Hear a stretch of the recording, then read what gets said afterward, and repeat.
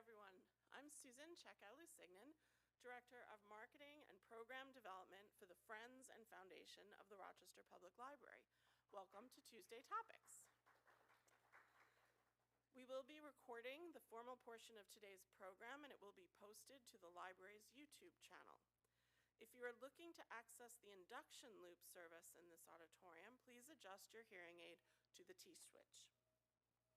At every event, we announce that the Friends and Foundation of RPL raises funds, presents programs, supports special projects, helps to create specialized spaces, and purchases supplemental materials and equipment for the Rochester Public Library. So today, I'm going to give you current examples from each category. For Valentine's Day, FFRPL announced a special fundraiser for the Evelyn Bailey Shoulders to Stand On Endowed Fund, which will help provide staff and resources at Central Library to preserve and share the history of Rochester's LGBTQ+ community through archival collections and programming. Love is love. Thank you in advance for any support you might be able to provide. A $10,000 matching grant is in place through March 31st. You can visit ffrpl.org for more information or to donate online. And as you know, of course, we present programs such as today's event and Books Sandwiched In, which begins next week and runs March 5th through April 16th. This month, FFRPL helped partner with the library in recognition and celebration of Black history. For the last several years, FFRPL has supported this annual project by creating a consolidated online overview for the library's Black History Month programs, exhibits, and resources, as well as promoting related library happenings across all platforms. This year, we also helped create or enhance specialized spaces at the Lincoln Branch and Toy Library, Central's Business Insight Center, and the Frederick Douglass Branch. And FFRPL purchased thousands of Eclipse glasses for Central Library and RPL City branches in preparation for the total eclipse on April 8th. Patrons at Central can now receive up to 2 pairs of free Eclipse glasses per family with your MCLS library card, or you can sign up for a library card at the circulation desk. Please contact the RPL City branches for their distribution details. Thanks to donor support, FFRPL was able to purchase these supplemental materials.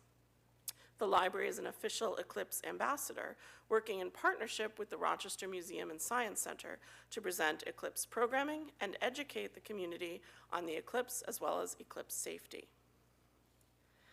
Our presenter today is Kathy Kyle, site supervisor for the Lisle branch. Kathy will talk about the anticipated impact of RPL's new mobile library, which will support the expansion of outreach services to Rochester residents. FFRPL helped fund the collaboration with RIT's industrial students, who will assist with the retrofit of the van to be used. And Lisle will serve as the primary location for the mobile library, with Central as the secondary location. Please join me in welcoming Kathy to our podium.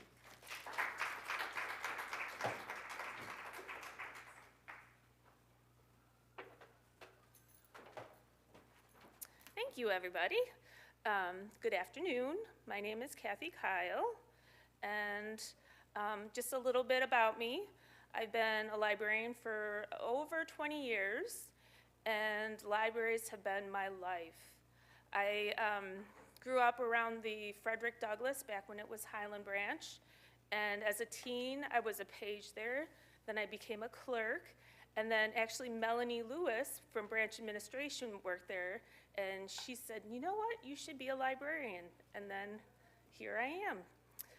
I started as a children's librarian, and then I realized that I wanted to support not just children, but everybody.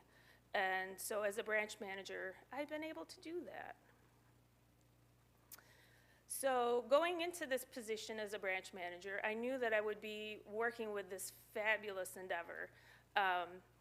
I'd be able to serve all populations from daycares to senior centers, and helping those that don't feel comfortable going to the library, that don't know about the library.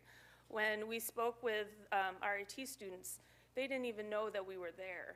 So it's been really exciting to be able to be creative and, you know, use libraries in a different way. My first endeavor was to go to the ABOS conference. It's the Association of Bookmobiles and Outreach Services. And it was nice because then I learned it wasn't just us. I wasn't alone. I could learn and gain more information from this group. And so it was very exciting, and they were very excited because we are very different. We're not your typical going out, we're a little bit different. So that they were really excited too. Miss Amy, one of my friends, she suggested that I make it a little, you know, a little bit about me. So she said, let everybody know your favorite book. And I love Shannon Hale. She does children's books, she does teen books, and my favorite book of all time, besides Pride and Prejudice, is Austenland, because I get so consumed with Mr. Darcy that to see it in a slightly different vein is very exciting. So learning that it's not all about Mr. Darcy, but about yourself too, it was very funny. And also my cat loves books. This was part of our book discussion group. A couple months ago I was reading it, and then my cat was like, all right, you need to take a break. And he needed to take a break, so. All right. So a little bit of background about the mobile library. Lots of city residents have supported the mobile library and reinstating it. We had a mobile library, it feels like years and years ago, long time ago. And due to finances, we had to say goodbye to it. But starting in 2018, we were recommended by the city to reinstate this. And our staff at the Central Library got super excited and started planning it. Luckily, we were able to collaborate with the Parent Leadership Training Institute, and we partnered with Kirsten Piper Brown, and she showed her enthusiasm. And she advocated for funding for us, and we finally got funding from Senator Cooney, which is personal exciting too, because I used to work with him. I used to work as a clerk, and he used to come to the Frederick Douglass Library all the time. He was there. And to see him grow up and become a senator and support libraries was just so wonderful. So our goals with the mobile library is to create literacy and outreach services and connect the library staff, our programming and materials with members of the Rochester Library, or members of Rochester, who don't have as much access or limited access to typical libraries. The Lisle branch will be positioned as the only hybrid library in Rochester, as well as throughout the country. Many libraries have outreach centers that do, you know, have their mobile libraries, but no one is quite as unique as we are. So we will be open 2.5 days per week for in-person help, and then we'll be partially closed. We'll have a quick service that handles all of our typical faxing, copying, printing, so stuff that many of our patrons really need. And here's the Lisle branch, my home. I get teased a lot because I'm Kathy Kyle from Lisle, and it is my home, so I love it there. Oh, go back. So what makes us special? We have an extensive DVD collection. People come from all over to get our DVDs. And we have a CD collection, and we're starting to create a record collection. We have a very popular manga collection that our teen librarian has developed. It's almost most of our collection for teens because that's what they come for. And we really want to engage our teens any way possible. And we have a very active returning population that needs all of our basic services, printing, faxing, copying, and our tech help. We have lots of patrons that hand us their phone and say, I don't know what to do with this. And so we have our library assistant that is really knowledgeable and really helpful. And we have literacy volunteers that come in and help a couple times a week. We also have something that's very different. It's only at Central. It's only at one other place, and it's here at Lyle. Wheatley, thank you. It's at Wheatley, and it's at Lyle. It's our digital equity booth, which allows for a quiet space for people who need to study or now, with health the way it is, need to do virtual health. It's a very nice, it's a cozy place for them to feel, safe and quiet. And we also have a little chef's program every month that allows kids that don't have access to all different kinds of food, they get little treats that they get to create with. For Valentine's Day, we did Valentine's cookies, and we've done for around Christmas, we made little snowmen. So the kids get to get creative with food. And then, not only that, we have a very friendly staff that love to help. And I am so lucky with my staff. From our pages to our literacy aide, our clerks, and our fellow librarians, they are all willing to do whatever is needed. So you need to come and visit us. All right, so how we've prepared. We have adapted our collection. We've done a major weeding process so that we can have the most popular books. We've started creating a large print collection because we will be going and seeing our senior citizens, an adult or a audiobook collection, and we're doing something a little different. We're moving away from Dewey and going to, it's called BISAC. And so it's more like your Barnes & Noble, where it's a little bit easier for you to go through the collection, but it's also going to be easier for us, so that if a patron wants to, or if, I've got this, if a group wants us to bring all the cookbooks, we can bring all cookbooks easily rather than having to go, because Dewey is a little different. Dewey has cookbooks depending on if it's a health cookbook or if it's a cookbook by, we just bought one by Snoop Dogg. So they're all in different places, and we want to collect them so that it's a little bit easier for us and for patrons. We've also gotten creative in the way that we use the library. We're a very small library, but we need to have a staging area where we can collect everything that we need for each trip. And so we will be making use of our adult space and creating a special staging area where we collect all of our books, our DVDs, and things that patrons need, and then off we go into our bookmobile. And then we're working with partners. We're working with Cameron Ministries. We're working with, right now we're working with Cameron directly, but we're also starting to work with Lifespan and different groups that can help us to make it an easier time for them as well as us. All right, so these are some of the services that we will be providing inside the library as well as outside the library. As I said before, when we're open, we'll have all the things that you need, but then when we're closed for doing the outreach with the mobile library, we will be still offering printing, copying, faxing, and scanning.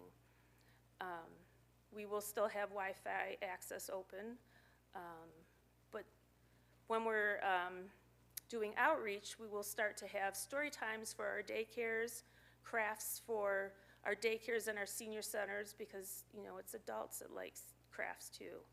And we'll be delivering different literacy resources and library materials to our partners. And then what is more fun than going to different festivals and things, and you see this mobile library just appear? It will like light up people, because there'll be people, older people, that say, I remember when we had our mobile library. And then they'll tell their grandkids, and they'll say, we should really go back to the library. And I'm just very excited about the prospect of, reminding people that we're still here and that we still serve them. All right, so this is one of our designs that RIT has done.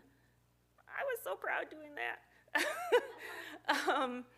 And we worked with RIT. They were so friendly, so open to any of the ideas that we had, and they helped us to see things in a different way. They did amazing things with their ideas for the library. It was funny because they imagined it with no money in mind. So they were like, let's expand the library. Let's make it huge. And we were a little, we tapped it down a little and said, no, you can't do all of that. But they were very creative in ways that they wanted to use the library, as well as how we would present ourselves to the public. Because we see ourselves in one way, but then, the RIT students would see it in a different way, in a different light that we might not have thought of. They also shared how we could adapt things to transport it in a different kind of way. So I think it's next, yes. So this is one of their configurations for the mobile library. This one, they had it so that you could do checkout right in the mobile library. People wouldn't be allowed in the library because it's not as big as a school bus, but it's more like your Amazon size van. So people wouldn't be allowed into it, but we could check books out from the van. And they wanted to make sure that we had space for laptops and printers and scanners and things. So they came up with really creative ideas. And as I said, they thought in ways that we never would have thought. And then here's our second of the wraps that they were thinking of. This one, they have, it's like the skyscape of the city. You can almost see the bridge, and then they have the books as the skyline. They had suggested that we have a canopy because sometimes it's raining and we still want to be able to provide services. Or sometimes it's hot and we do not want to burn up. Also having speakers and microphones so that we could, speak out. We could use it for story time. If it's a large group, we could, then everybody can hear us because we're librarians and sometimes we're a little quiet. They also, discussed securing the printer and the fax and the copier so that we could use them outside events, and having a charging area so that we can charge everything.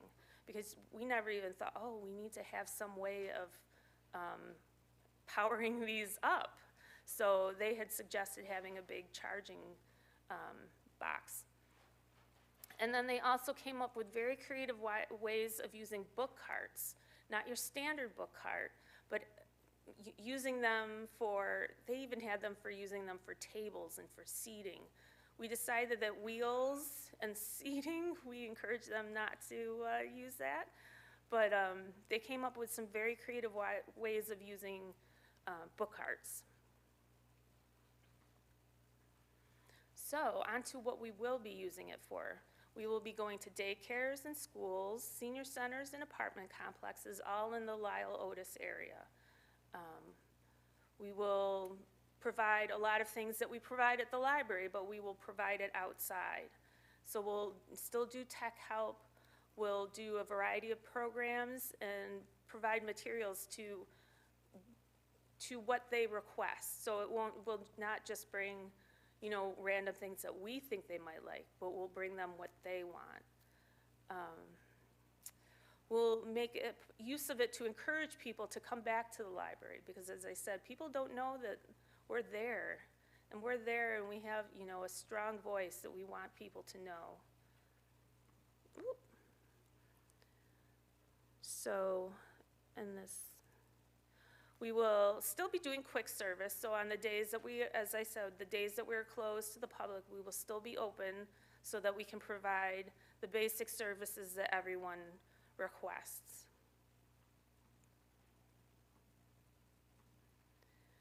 And we did get community feedback when we started this, but we would also be grateful for any of your input. What do you desire? What are your dreams for the mobile library? We would like to know what kind of services and materials that you would like us to provide. We are committed to providing equitable resources to all of our residents. We are super excited to offer this new service to everyone. The city, but you know, we're hoping that just like Central, people come from all over just to see us. Central is a hub. As I said, I was children's librarian. I used to work at the Children's Center here, and there were people from Webster, there were people from Fairport. So I'm hoping that we can encourage people to come back to the city and to see that all the things that we have to provide. Oh, if you have any questions, here are some of the people that were strongly involved. Melanie Lewis is the head of branch administration, and she was strongly involved since the very beginning, since 2018 when we were diving into it. And of course, Patty Utaro and me. I'll wait until you take a picture of it. And of course, we couldn't do anything that we do without FFRPL. So please think about contributing, because they always appreciate it. All right, thank you, everybody.